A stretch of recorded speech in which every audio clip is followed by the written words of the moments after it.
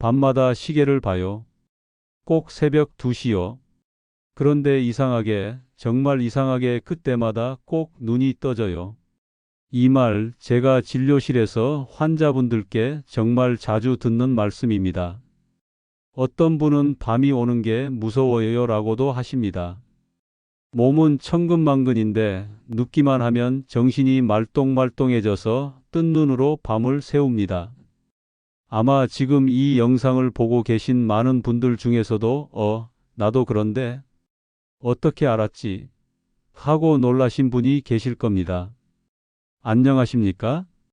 저는 수면 전문의사이자 노년내과 전문의로 20년째 진료실을 지키고 있는 박선우입니다. 제 진료실에는 선생님, 나이가 드니 잠이 줄었어요. 밤마다 꼭 2~3번씩 깨요. 한 번 깨면 다시 잠들기 너무 힘들어요. 수면제 없이는 이제 1시간도 못 잡니다. 이런 수면 문제로 고통받는 어르신들이 하루에도 수십 분씩 찾아오십니다. 그분들의 지친 얼굴과 캥한 눈을 뵙는 것이 제 일상입니다. 그럴 때 저는 환자분께 가장 먼저 이렇게 여쭙니다.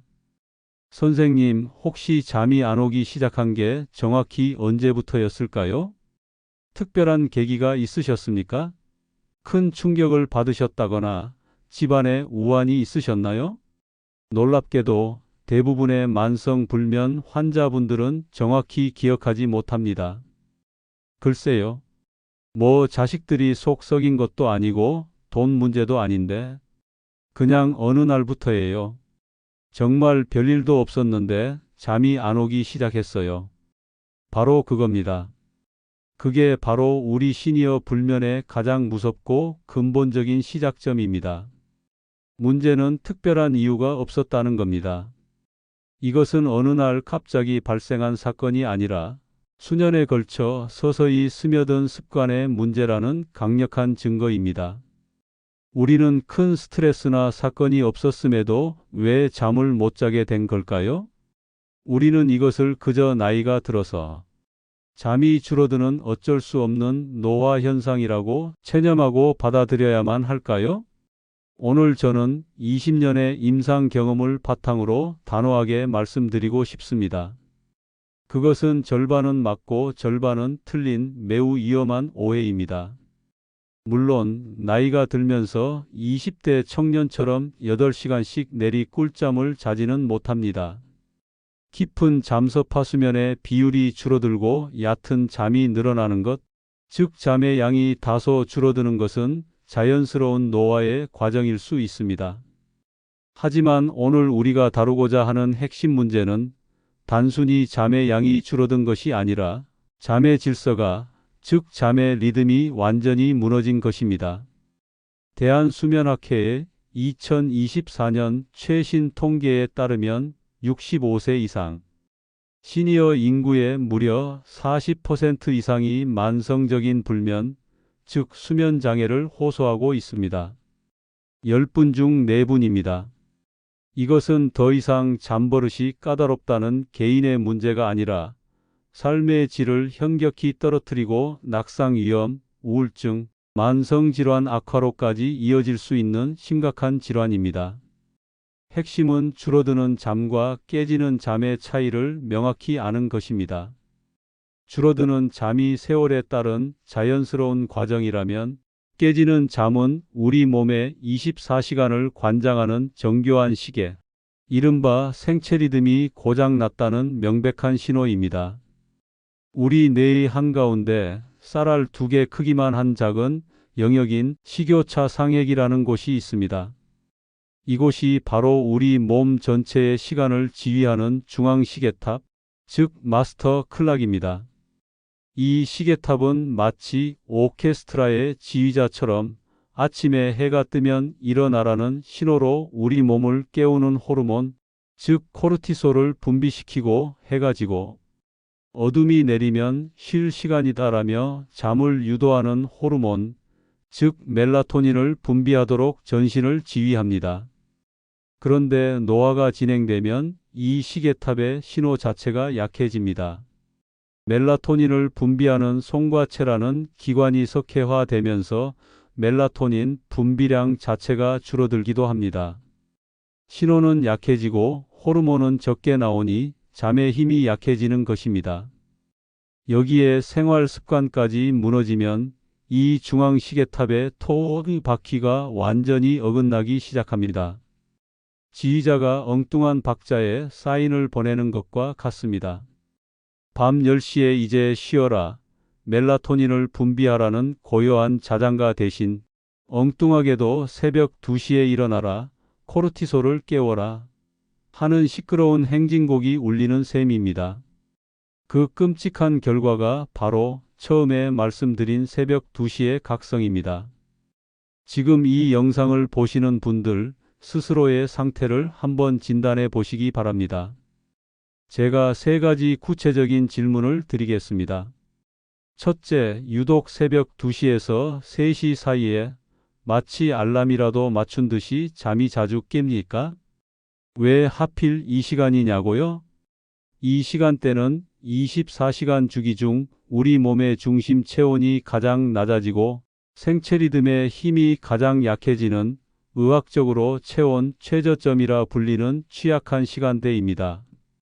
시계가 건강한 사람은 이 고비를 부드럽게 넘어가지만 시계가 고장난 사람은 이 취약한 고비를 넘기지 못하고 물 밖으로 고개를 내밀듯 잠에서 깨어나게 됩니다. 둘째, 낮에, 특히 점심 식사 후에 참을 수 없는 마치 쏟아지는 듯한 졸음에 1시간 이상 주무시곤 합니까? 많은 분들이 이걸 식곤증이라고 가볍게 넘기십니다. 하지만 이것은 밤에 얻지 못한 잠을 낮에 보충하려는 몸부림이자 동시에 밤잠을 방해하는 악순환의 시작입니다. 밤에 자야 할 깊은 잠을 낮에 미리 당겨 쓰는 것이니까요. 이것은 단순한 피로가 아니라 수면 압력이 잘못된 시간에 터져 나오는 것입니다. 셋째, 이상하게도 밤 9시, 10시가 넘어가면 오히려 머리가 또렷해지고 정신이 맑아지는 것 같습니까? 마치 방금 진한 커피 한 잔 마신 것처럼요. 이는 의학적으로 수면 위상 지연이라고 부릅니다. 몸의 시계가 실제 시간보다 2시간에서 3시간가량 뒤로 밀려난 것입니다. 뇌는 밤 10시를 저녁 7시쯤으로 착각하고 있는 것이죠. 낮에 활동하라고 명령해야 할 뇌가 밤이 되어서야 뒤늦게 각성 신호를 보내는 전형적인 생체시계 역전 현상입니다. 이 3가지 질문 중 단 하나라도 그렇다고 강하게 고개를 끄덕이셨다면 이것은 단순한 노화로 치부할 일이 아닙니다.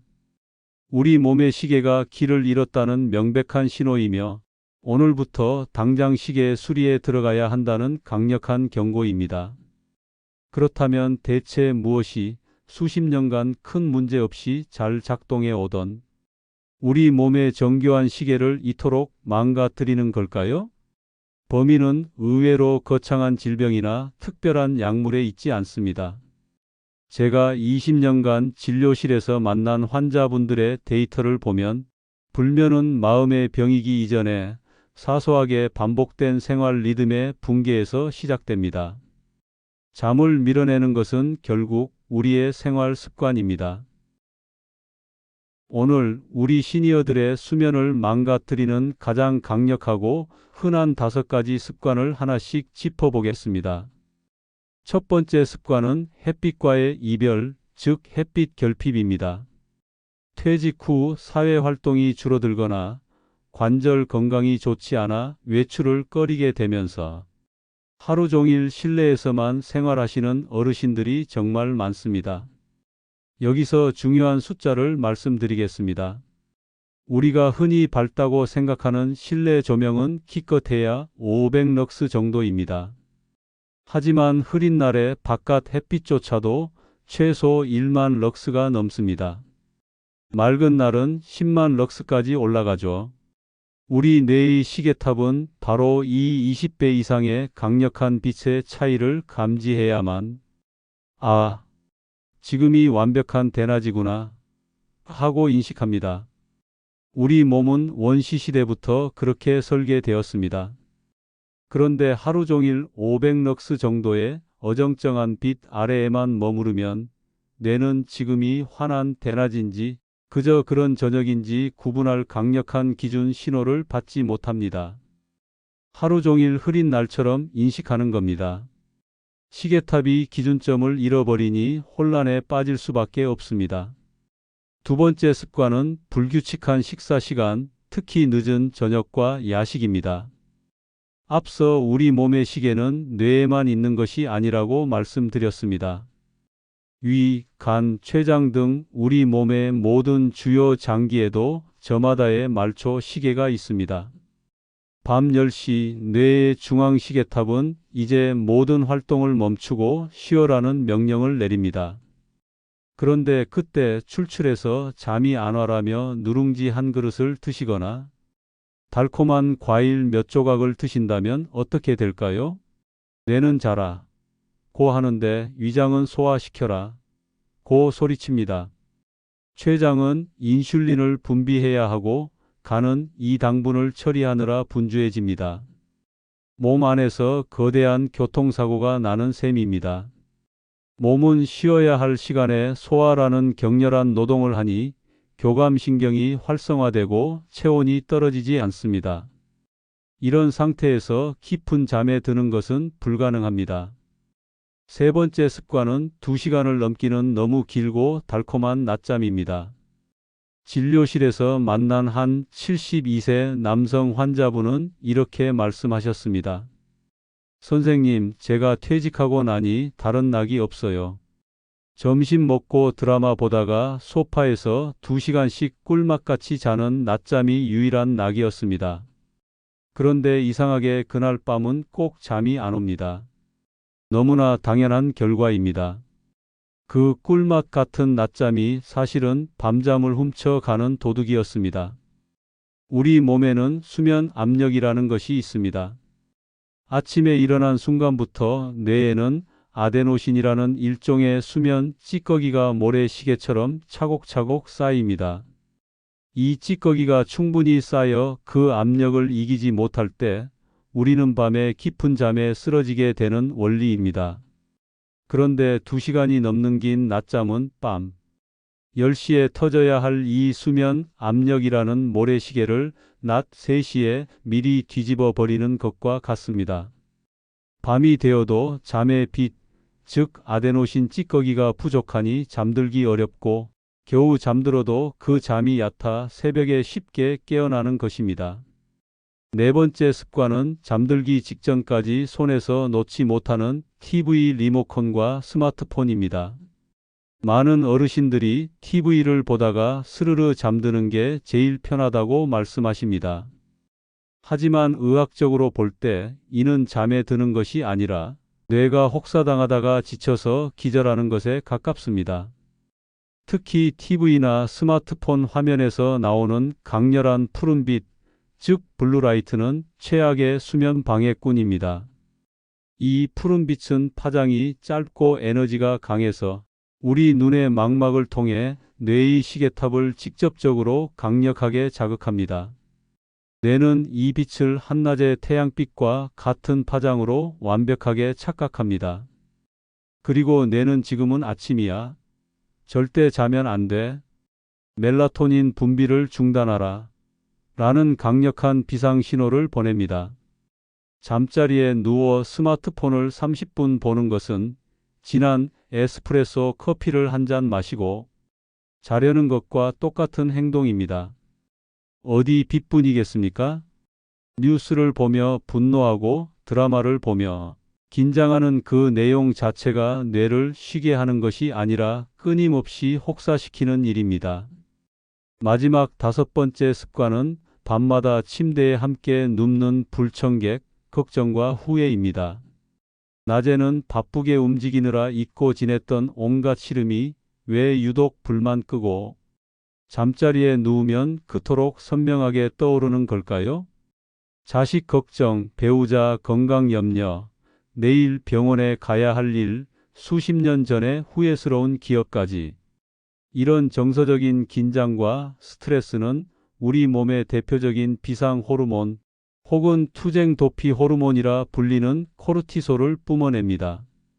코르티솔은 원래 원시 시대에 맹수를 만났을 때 심장을 빨리 뛰게 하고 근육을 긴장시켜 싸우거나 도망치기 위해 우리 몸을 극도로 각성시키는 호르몬입니다. 고요해야 할 잠자리에서 내일 병원비 어떡하지?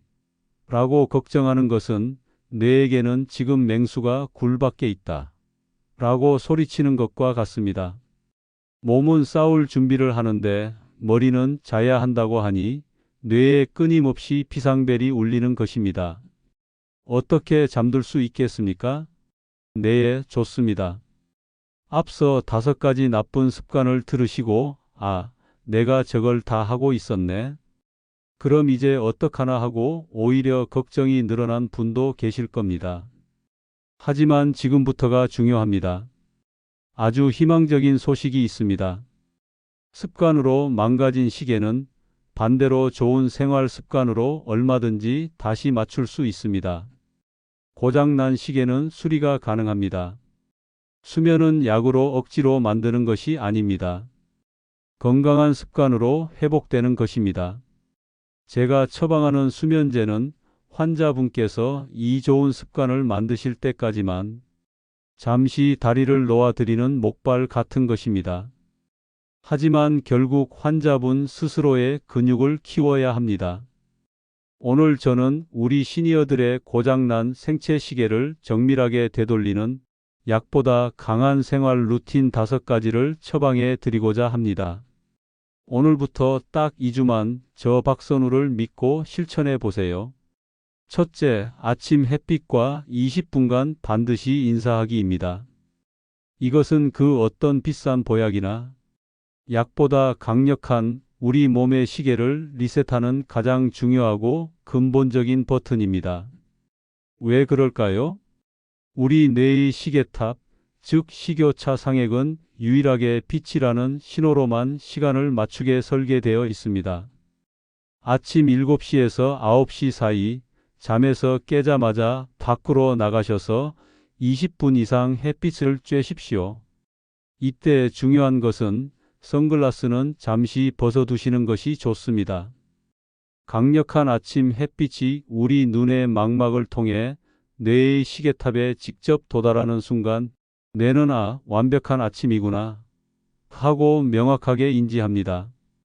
이때 행복 호르몬이라 불리는 세로토닌이 폭발적으로 분비됩니다. 그리고 이 세로토닌은 낮 동안 우리 기분을 좋게 만들어주다가 정확히 14시간에서 15시간 뒤 밤이 되면 수면 호르몬인 멜라토닌으로 바뀌어 우리를 깊은 잠에 들게 합니다. 즉 아침 8시에 햇빛 20분은 그날 밤 10시에 꿀잠을 미리 예약하는 가장 확실한 행위입니다. 진료실에서 만난 한 78세 어르신은 반지하에 거주하시면서 외출을 거의 안 하셨습니다. 당연히 수면 리듬은 엉망이었죠. 저는 그분께 약 대신 오전 8시 햇빛 산책 30분을 처방했습니다.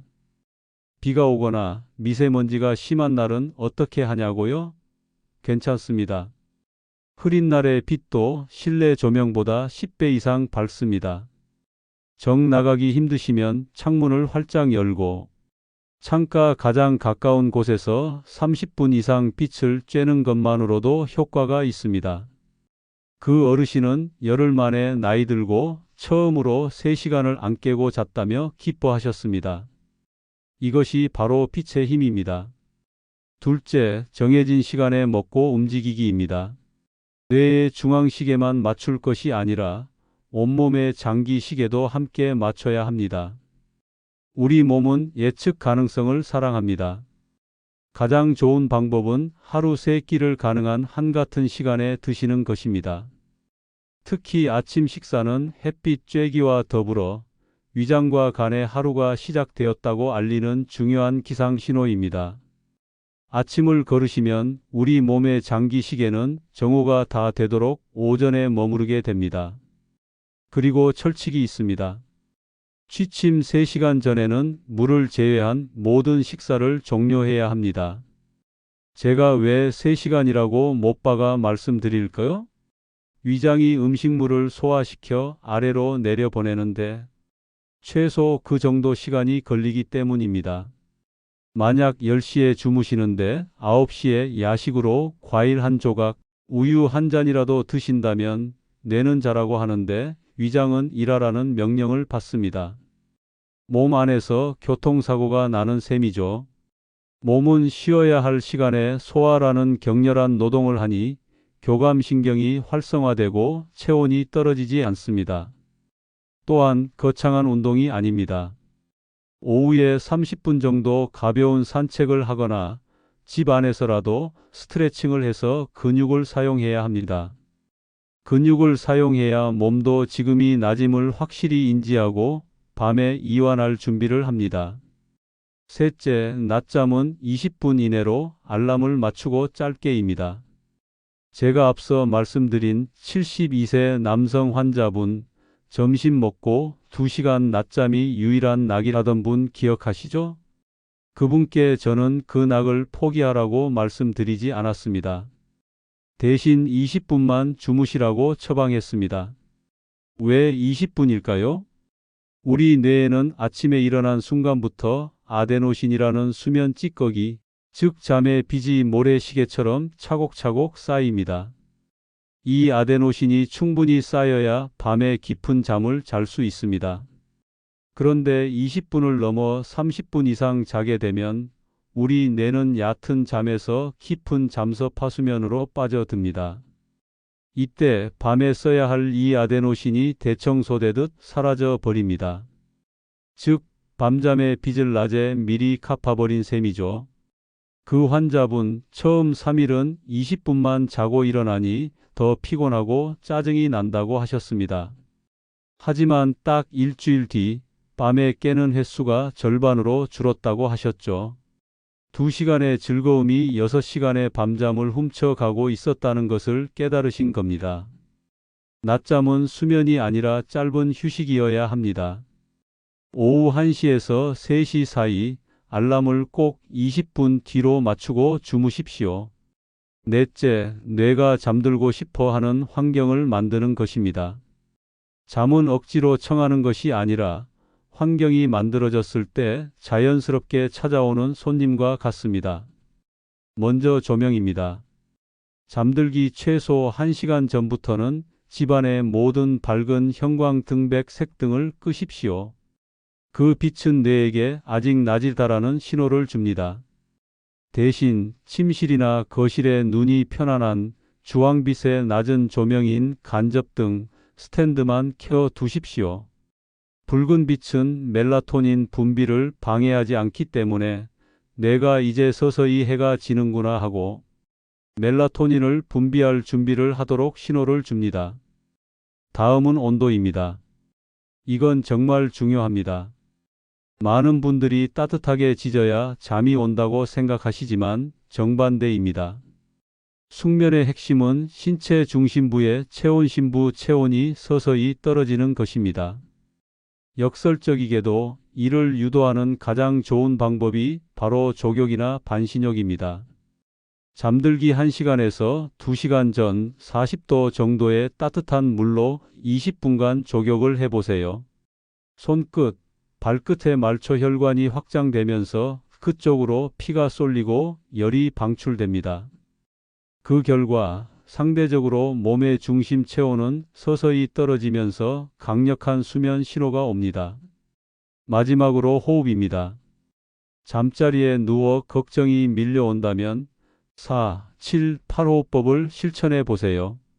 이건 우리 몸의 가속 페달인 교감신경을 끄고 브레이크인 부교감신경을 활성화하는 일종의 수동 스위치입니다. 방법은 간단합니다. 4초간 코로 숨을 깊게 들이마십니다.